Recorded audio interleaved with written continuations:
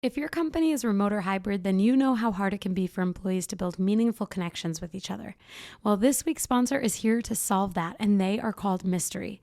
Mystery has changed the way that I even think about employee engagement. They use the power of data and virtual events to drive employee connections. I actually recently attended a Mystery demo, and let me tell you, I learned so much about the potential behind employee engagement and how Mystery's events drive connection and belonging. So I'm excited to share that there is a special promotion for listeners of my podcast. Thanks to Mystery, you can get your first 2 Mystery events for the price of 1. That is right, 2 events for the price of 1. So if you're looking for a way to improve employee engagement and drive connection in your organization, I highly recommend checking them out. Go to trymystery.com/HR-podcast. That's trymystery.com/HR-podcast to get this special offer. Plus, I've added the link in the show notes so you can just click there. Now, let's get back to the podcast. Welcome to the Bringing the Human Back to Human Resources podcast. I'm Tracy Chernoff, and I've spent my entire professional career in HR. Each week, we'll explore the delicate balance between people and business with the aim to reconnect the two and create meaningful outcomes. Listen in as I share my own experiences, challenge the status quo, and chat with guests from various industries about our mission to bring the human back to human resources. Hi, everyone. Welcome back to the podcast. Thank you so much for being here for another week. Before we go any further, don't forget to rate, review, subscribe. Give this video a thumbs up if you're watching on YouTube. Wherever you're listening or watching this podcast, make sure you love it, like it, share it, whatever you've got to do to share the wealth. This week, I have Kevin Campbell, who is an employee experience scientist at Qualtrics, on the podcast. And we are going to talk about some really, really exciting topics. And we're going to dig into a whole side of HR and the employee experience that I have yet to touch, which is really employee and HR analytics. And we're going to really dive in deep. So let me tell you a little bit about Kevin. He partners with Qualtrics customers to link employee experience programs with desired business and customer outcomes. Kevin's advisory services include defining roadmaps and governance models, delivering end-user training, and consulting on activating an employee experience mindset within organizations. Using a data-driven approach, Kevin delivers insights by connecting feedback across employee touchpoints and mapping out operational data to uncover the hidden drivers of performance, engagement, customer satisfaction, and retention. Kevin's thought leadership has been featured in articles and presentations from notable organizations including Strategic HR Review, the Gallup Business Journal, International Coach Federation, and Society for Human Resources Management, aka SHRM. So without further ado, welcome Kevin to the podcast. How are you? I'm doing great. Thanks for having me, Tracy. Oh my gosh. I'm so excited that you're here because you are an expert in analytics and how we measure employee experience just fundamentally. And I can tell you, I'm not an expert in that. So I love having folks like you on who can kind of help us dive deeper into a really important subject like this. So before we get into that, tell us a little bit about how you became an employee experience scientist. What does that mean? Yeah. So, an employee experience scientist is essentially somebody with a background in organizational psychology that likes to apply that learning and that research to the real world. So my background in people and HR related topics started as a headhunter. So I was recruiting semiconductor engineers for companies like Intel and Samsung. And I was pretty good at that to the point where I got picked up by Google to work as an internal headhunter for them, a technical sourcer, not to be confused with a sorcerer, but I was headhunting top engineering talent from around the world. And it was in that process that I realized here I am working for the best place to work according to all the workplace lists at the time. But there was still a high degree of variance in terms of how engaged and happy people were with their role. And for anyone that's ever worked in recruiting, there were times where I thought I found a perfect candidate, but the hiring manager or the hiring committee wouldn't agree. So I wanted to find a more objective way of measuring people's potential for success and for measuring the employee experience and finding out what really makes people happy at work. So I did a bit of a pivot, went back to grad school to study organizational psychology. And I have actually a co-concentration in positive psychology, which is the study of happiness. So really what makes people happy at work and in their work life. And my first role outside of grad school was working for the Gallup organization. So implementing employee experience surveys and their famous Q12, along with strengths-based coaching and learning and development. And since then, I've been on a journey, worked with a lot of really great names, had an opportunity to do some time at Deloitte Human Capital, also worked for Culture Amp, which is another employee engagement platform in this space. And now I find myself at Qualtrics. And along the way, I've really developed an expertise on connecting different touch points to get a holistic idea of the employee journey and really helping answer that question of what makes people truly happy at work. Wow, that's amazing. I have to say, I have worked with a number of the organizations that you've mentioned just before, and it's so incredible that the employee experience, or as you put it, the employee journey, which we often hear as the employee life cycle, which kind of seems transactional, but really the employee journey is an experience. So I like that phrase better. But it's so interesting how all of these major organizations and even just major companies that employ thousands of employees every year can all have an aligning and similar challenge. How do we keep people happy? How do we help them to find happiness at work? So I'm sure that you're going to say it's not a simple answer, but what is the answer? How do we ensure that people are happy or help them to find happiness at work? Yeah, it's a great question. And I think what you'll see if you look at the research from Qualtrics or companies like Gallup is there tends to be anywhere from like 10 to 20 different drivers that show up again and again as being the actionable things that can be done to help improve people's experience at work and have connections toward important outcomes like retention and performance and motivation and well-being and inclusion. But I think the thing that a lot of people miss, and it's really important to point out, is that the top 2 or 3 are going to be different for every organization. And that's where the magic happens, because you're able to answer that question for our workforce, for our people.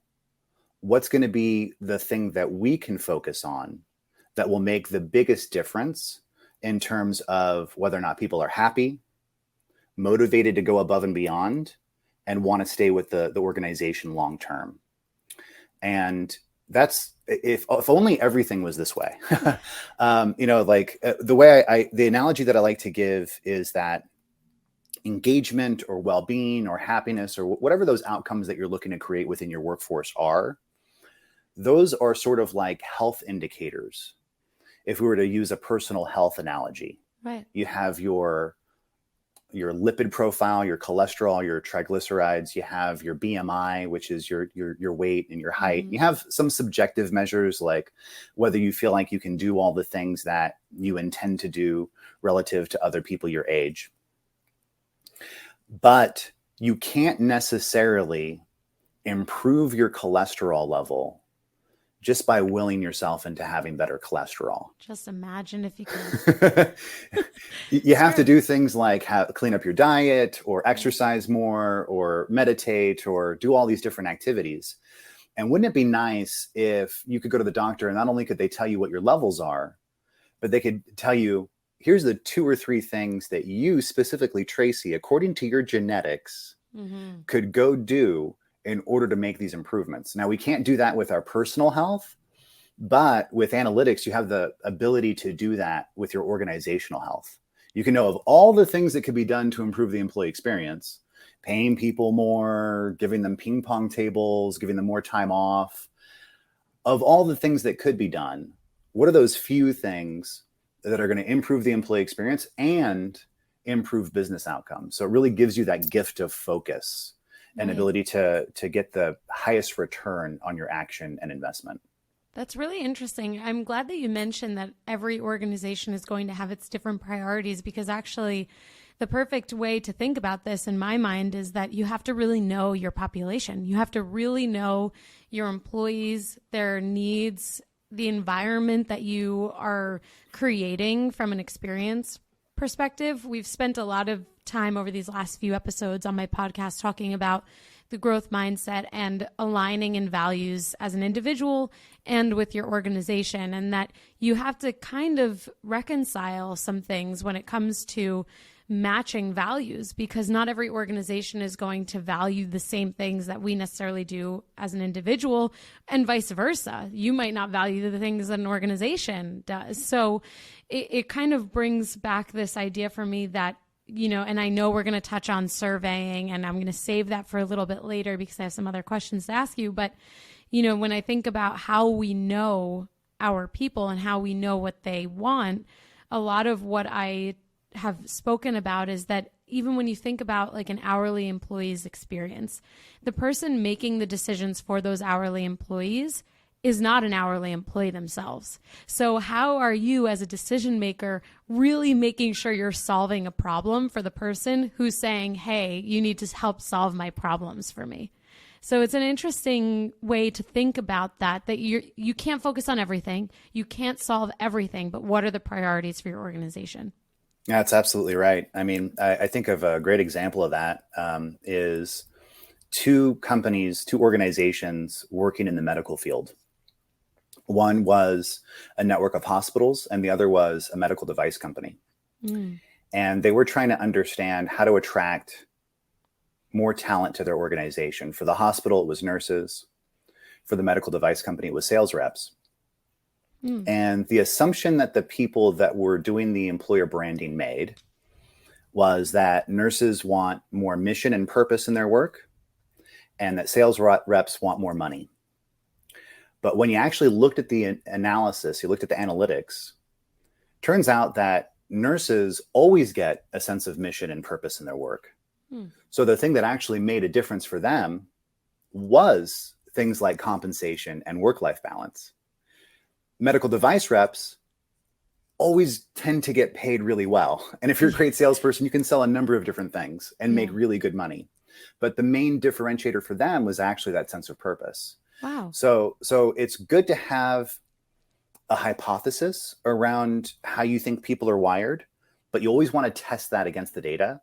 And the most insightful things happen when it's something other than what you thought it would be, because that's where you're going to find the competitive advantage that other people aren't bringing to the table.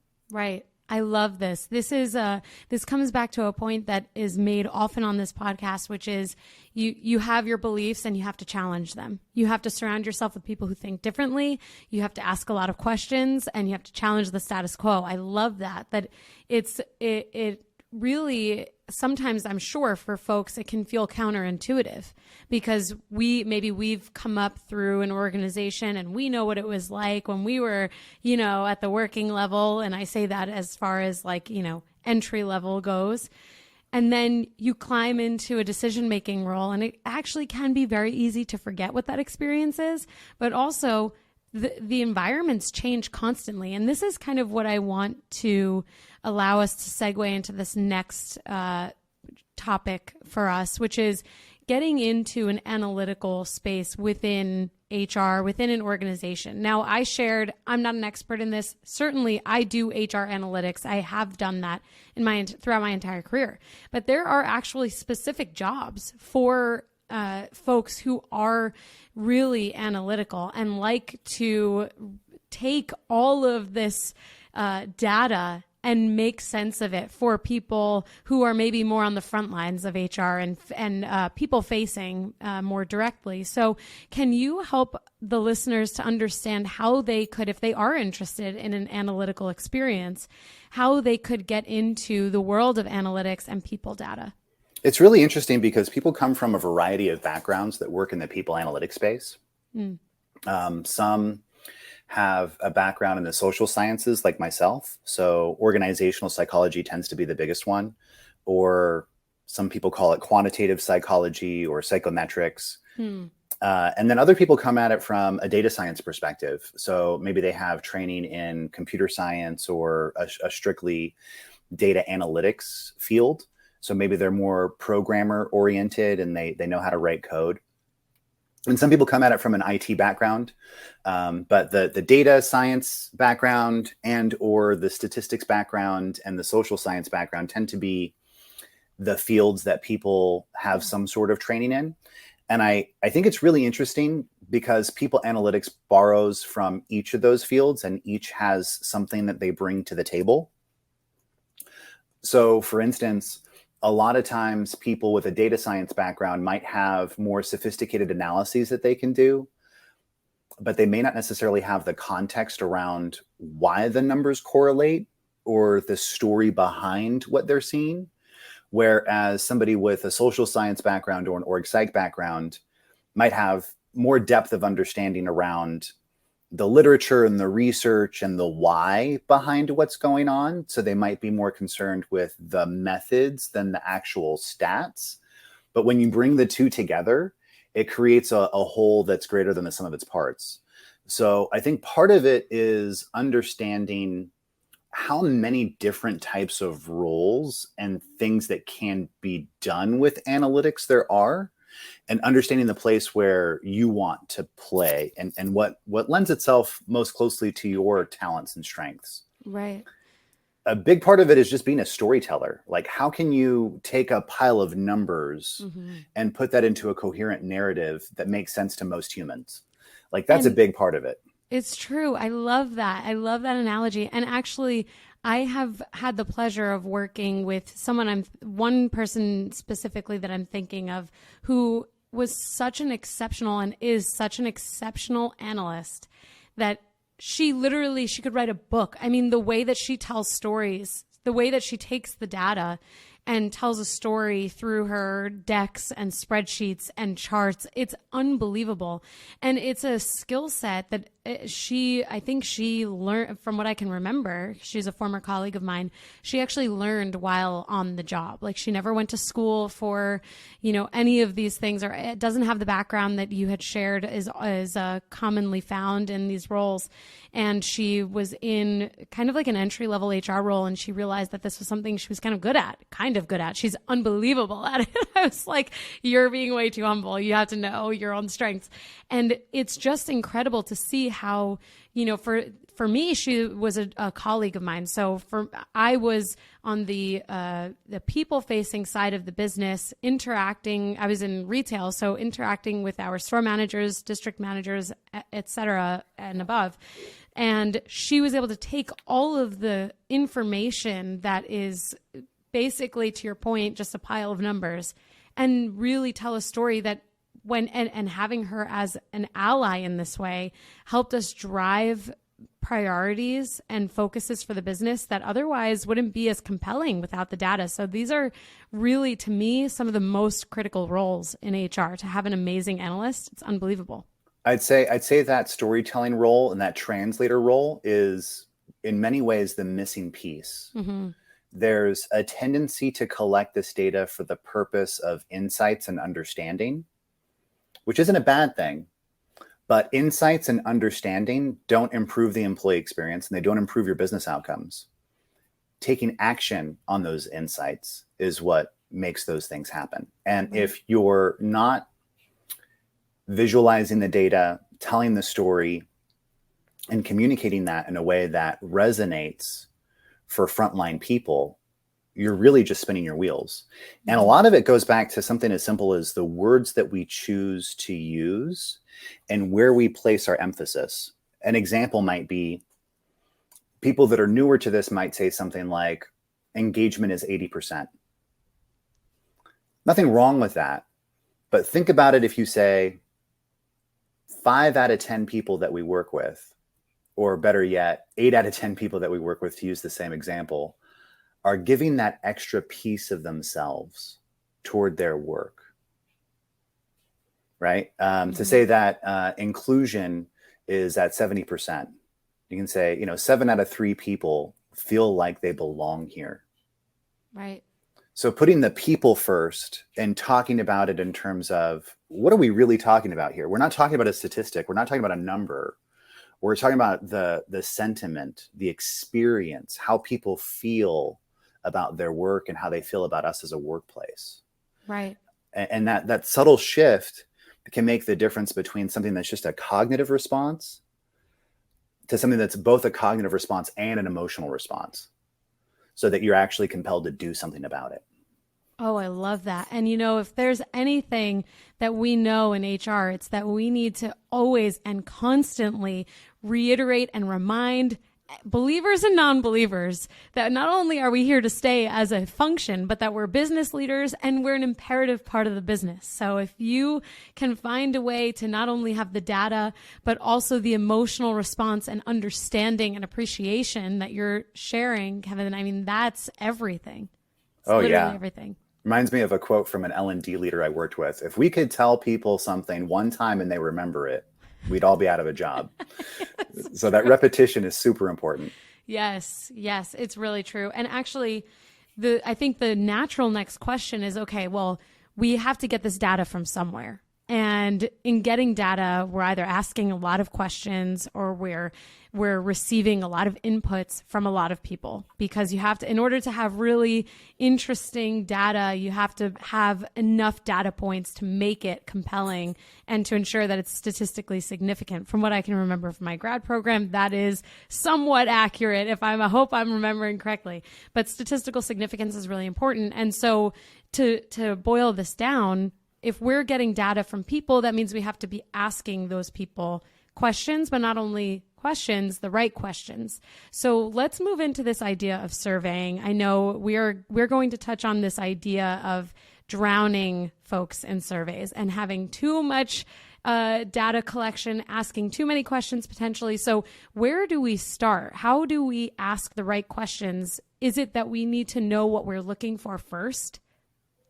Yeah, great questions. I think the first place that I would start is to say that surveys aren't the only source of being able to collect people data.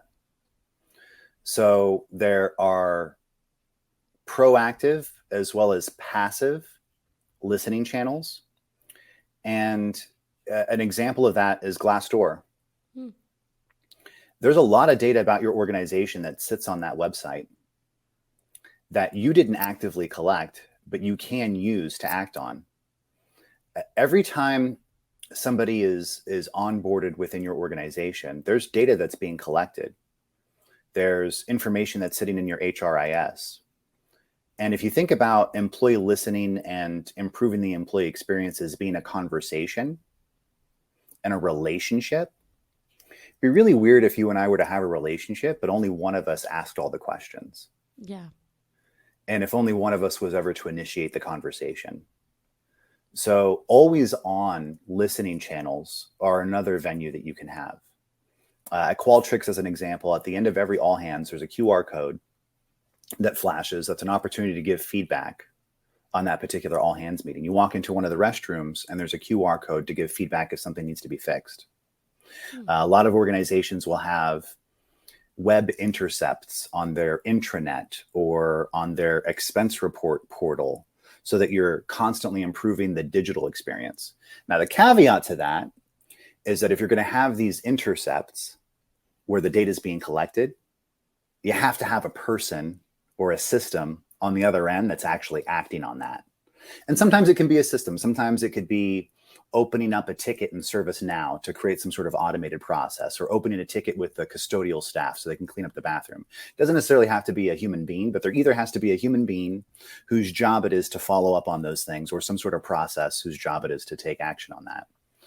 I would also say that when it comes to surveys, one of the things that people in the customer experience world do a much better job when it comes to surveys is they think about how can they make the feedback collection part of the experience so that it doesn't feel like it's extra work on top of the experience itself.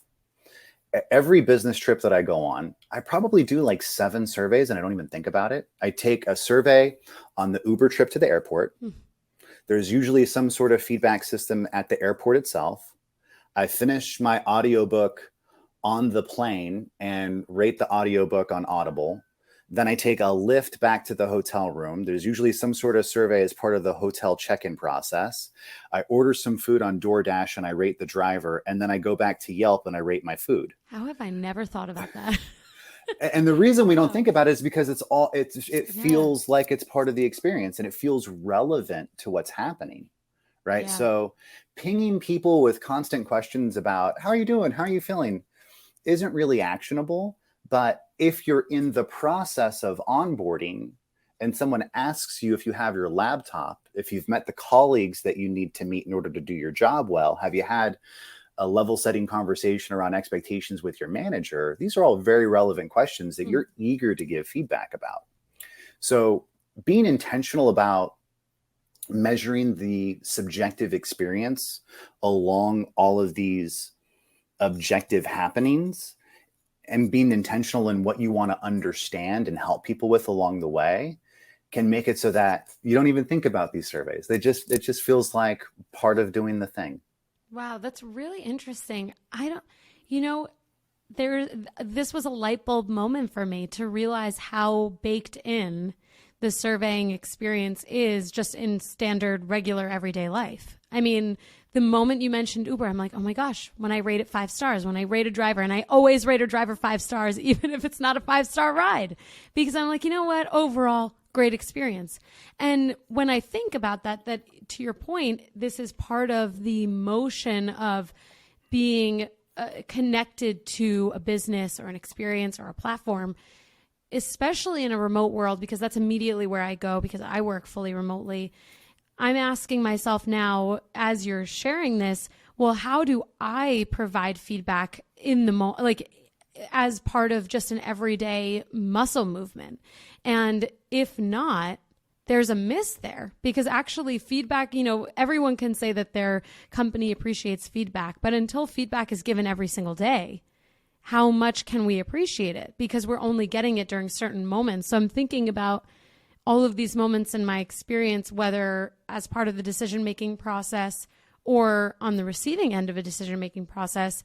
When has the feedback been part of that motion versus part of capturing 3 months after something's been done? And there's always a loss of value when something is after the time has already been spent. So this is a really, I don't know, it feels like really on the nose, like something that I should have realized years ago, but actually this is the value of having conversations about this.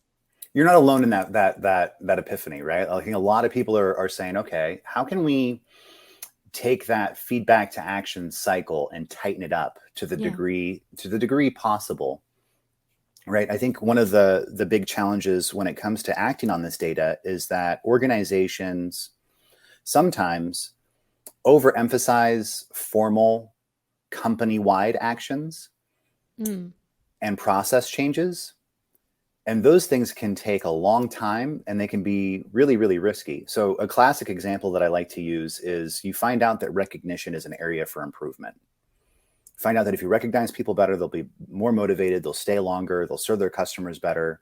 All the things that you want to have happen seems to be driven by recognition. One approach that some companies will take in that instance is, okay, let's go out and buy a brand new recognition software. Now, there's nothing wrong with that. That could have a huge impact, but there's a whole process associated with it. And then by the time that you implement everything and communicate it back to your employees that we're doing this as a result of the feedback, they might have forgot that they even provided that feedback to begin with. But a manager writing a handwritten note saying thank you to her employees, that can happen within days of closing the survey. And in many ways, it can be just as impactful, maybe even more impactful than that software system. So how do we build that muscle around quick action that will yield us immediate results, not instead of doing the big organization-wide things, but in addition to, so we can get that quicker action, that closing that loop and building that muscle over time and seeing immediate improvements rather than having to wait 3 months where the data might be stale. Right. I love that example. I mean, this is the emphasis of agility in organizations, and so much, especially as organizations grow, so much of feedback comes around like this, a feeling of bureaucracy sometimes, that things are not quick to action. And most of the time I've seen that feedback really from HR professionals because there are all of these desires to improve experiences. And it's like the weight of the world on some of these folks, especially if you are, operating as a lean team, which many of us often are. It's like, how can you, sometimes it's too daunting, it's too burdensome to think about that big project. And so I really like this concept and idea and reminder that we don't have to overcomplicate things. Sometimes the smaller, what feels like smaller actions make incremental changes for the long run.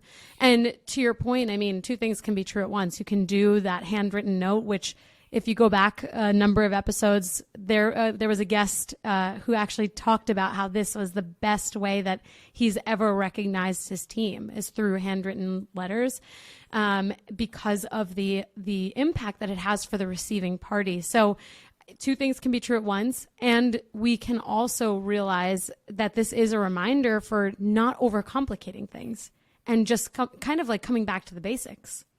Yeah, and so Marshall Goldsmith, he's a big leadership coach, and one of the things that he advises some of the leaders that he coaches is to stop providing so much value.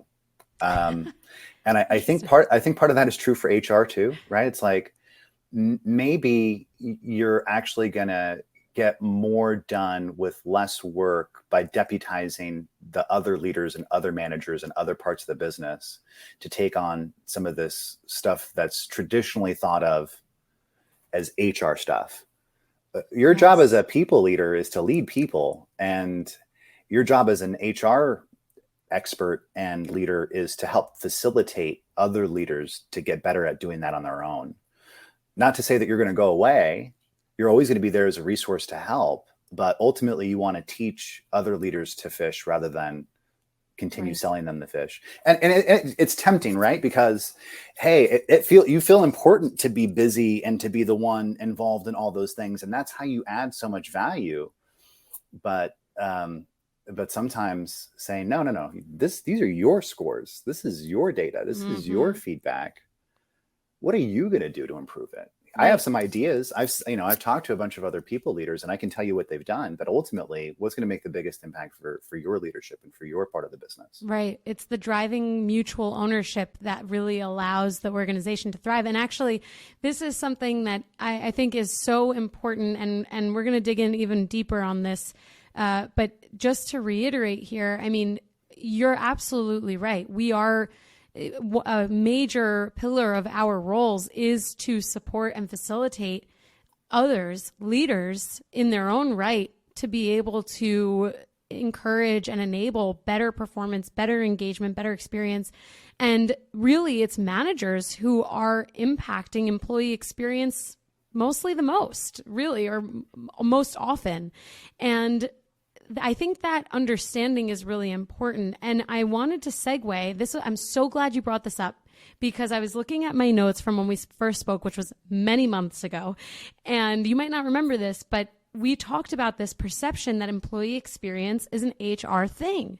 And my role, my title is Director of Employee Engagement. So it literally is my thing. But also, if you ask me offline, I'll tell you my job is no different today than it was when I was a director of HR. I'm doing the same thing because that's how I see my role. It's about facilitating and elevating leaders. But the thing is, it requires the leader at any level of organization, whether you're a small business, nonprofit, doesn't matter.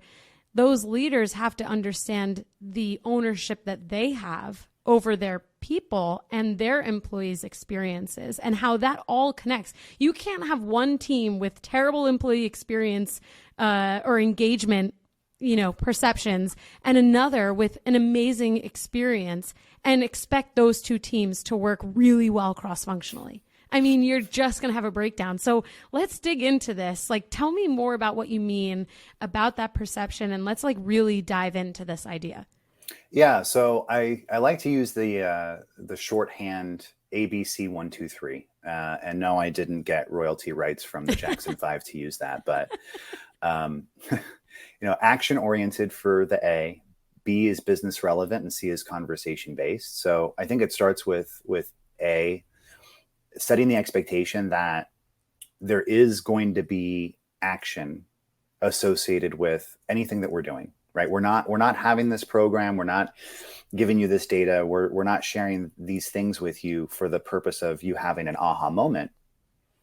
We want you to have the aha moment, but we want that aha moment to inspire you towards some sort of action. So a lot of that is also related to having that action-oriented mindset. This isn't some sort of manager evaluation exercise. We're not showing you these numbers to give you a report card. These numbers are the speedometer on a car. It's information that helps you adjust your behavior to help you get where you want to go. So it's all around the action. We're beginning with the end in mind. We're beginning to think about what's the improvement that we ultimately want to make. What are the decisions that are coming up, and how can the data and how can this program help us make better decisions? So I think that's the first piece when it comes to enabling managers and leaders to become owners of this and not having it be an HR thing. The second piece is the B, the business relevant component, helping people see what's in it for me. I think a lot of times we think through our own lens. As an example is, we want to improve our onboarding experience. Okay, well, that sounds good. It's also through kind of an onboarding lens, which sounds very HR related. Mm-hmm. But if we talk about it in terms of, we want your salespeople to hit quota sooner, right? We want mm-hmm. our call center reps to stay for at least a year, because we know it takes them 9 months to onboard. So we need at least 3 months of productivity out of them, or we need them to ramp sooner. So we want to improve that ramp process, right? So thinking about it in terms of business relevance, putting our recruiter or salesperson hat on for a second and saying, how can we use the terms that the rest of the business uses? How can we get inside their head? How can we match up this experience data with that business data and that operational data? Another great example is a huge retailer. And I know I'm talking a lot about onboarding, but I just, it's a great example. It's a great example.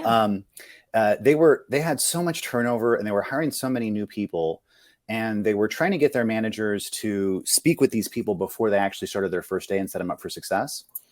And they simply asked the employees as part of the onboarding process, what did your manager do to connect with you before your first day?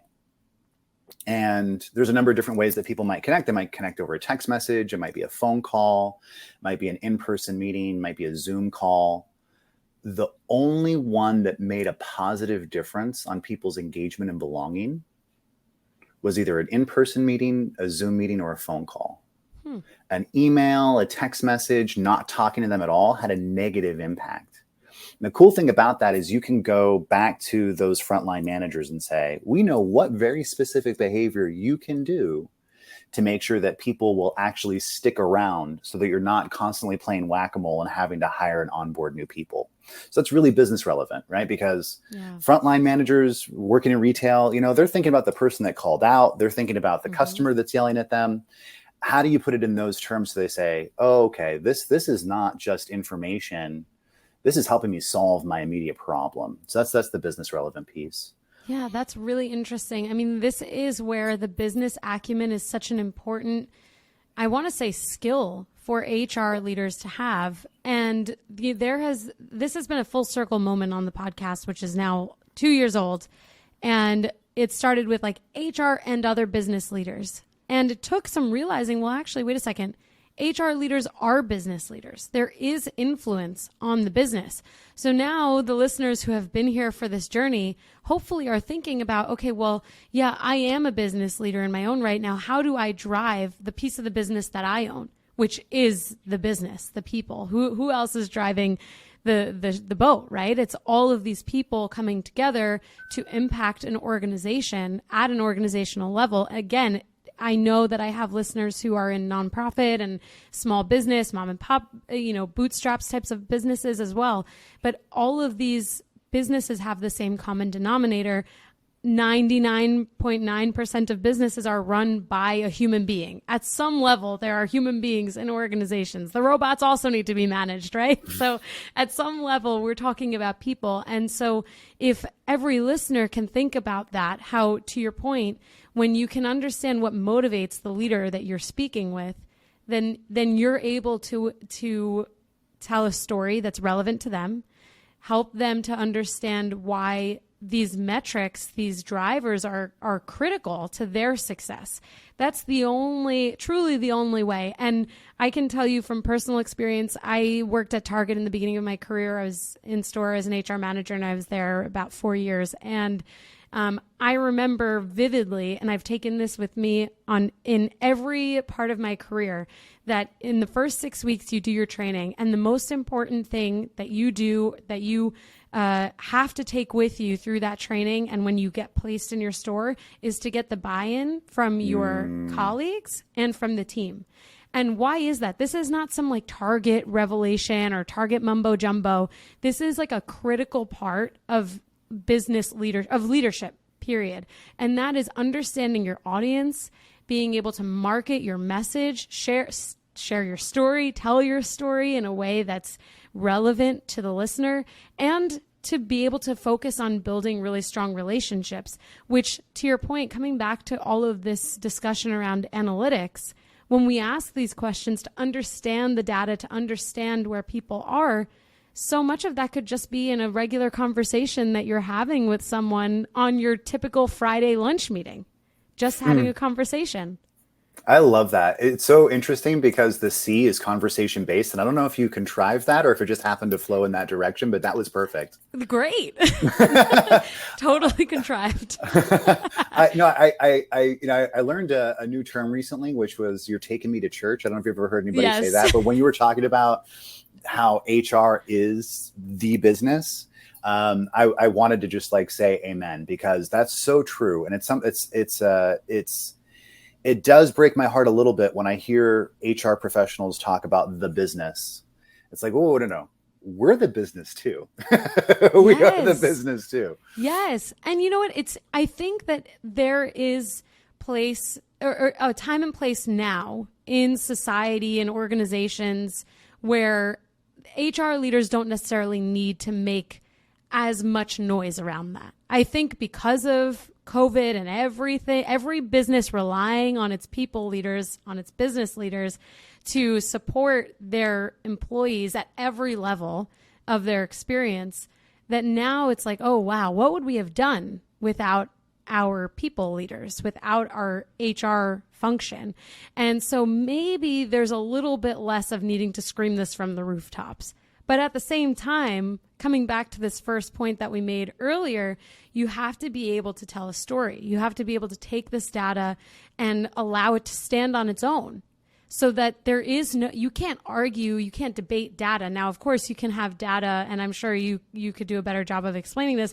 You can certainly have data paint the picture that you want to paint, but you can't paint that picture without some sort of data. So you're still collecting information that helps to prove integral points, whether it's even saying, hey, we need to increase salary ranges because of, needing to be more competitive in the marketplace. How now companies are having an easier time doing that because of pay transparency laws. So you're not necessarily going to need the same searching and finding for information, because a lot of this is now available because of changes in society, changes in politics, and now businesses, of course, are able to kind of take that and run with it. But the next frontier for organizations and business leaders is to drive up and elevate what already exists. So I think I bring up pay transparency because it's front of mind, especially for those of us in New York.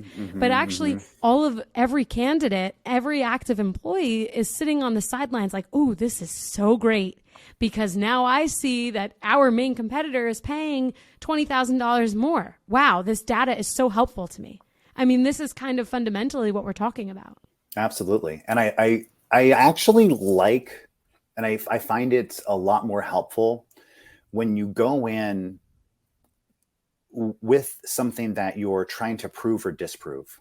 Because you can really get lost in the weeds of all the data when you're just taking an exploratory approach. What can we find? What's out there? And there's a place and a space for that.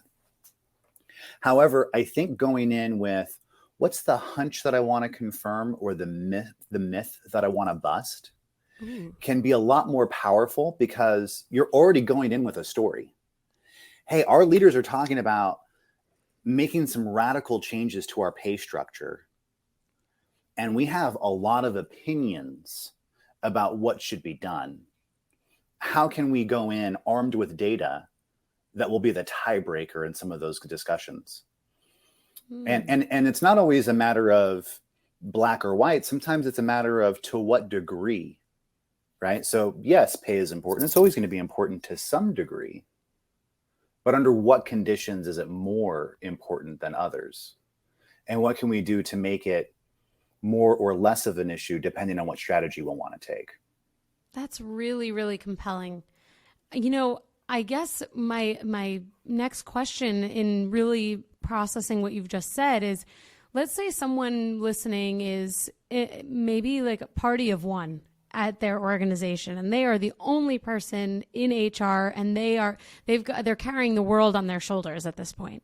How can they take potentially what might be limited resources to make an impact that does translate to better or more improved employee experience? How do they take the information that's available to them to tell this story, to help them answer questions and drive forward the organization in a way that is factual and not just based on feeling? You hit the nail on the head earlier when you talked about understanding your audience. And I actually think it starts with the storytelling skills before it goes to the data skills to identify who are the stakeholders that have decisions to make, and what will most influence their decision. What's their persona? What's their typology? Are they a big-hearted leader? Are they a data-driven leader? Are they skeptical? Are they visionary? What language do they speak? What things do they talk about all the time? Is there a familiar refrain that you hear them referring to again and again? Is there a particular chorus or a talk track that they like to use? What's keeping them up at night? What are their goals? And then after you have that really clear in your mind, think about where that data can come in to help influence or help them make a decision one way or the other. And going back to that idea of what myths need to be busted, what hypotheses need to be confirmed, and how can you start to collect data in the first place? So a lot of people think that this is a math exercise, and there's math involved, but a lot of it is more about curiosity and asking the right questions. So what's the question that you really need to have answered? And I think that's the first place. And then what's the simplest way to answer that question with the data that you have available? Or maybe you need to have some sort of new listening channel or way of collecting that. But what's the simplest way that you can collect that data and explain it in order to help make that decision?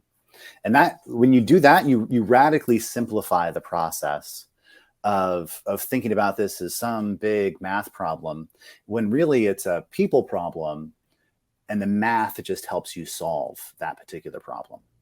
Right.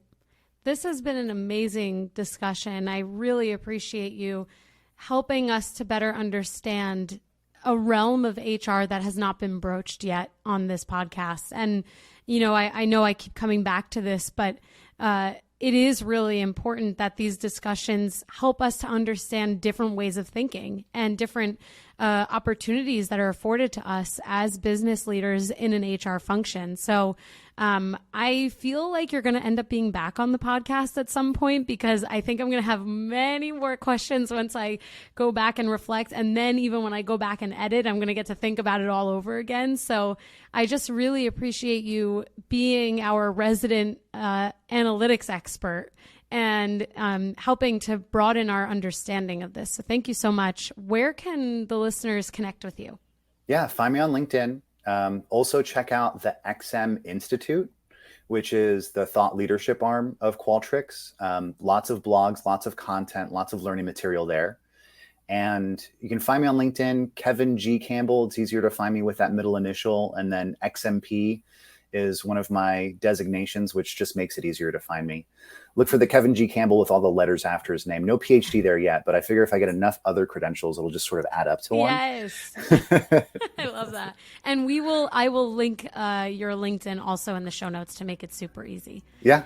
But Kevin, thank you so much again. And I'm sure that all of the listeners are just totally mind blown and inspired and ready to go and be the original influencers of business that they are. Awesome. Thanks for having me. Thank you. Hey, just before you go, don't forget to subscribe to the show so that you are the first to hear when an episode drops each week. And maybe leave a 5-star review and a comment about how much you loved this episode. Plus, if you have someone in mind who would really enjoy this episode, make sure you share it with them. Thank you so much for tuning in, and I will see you next week.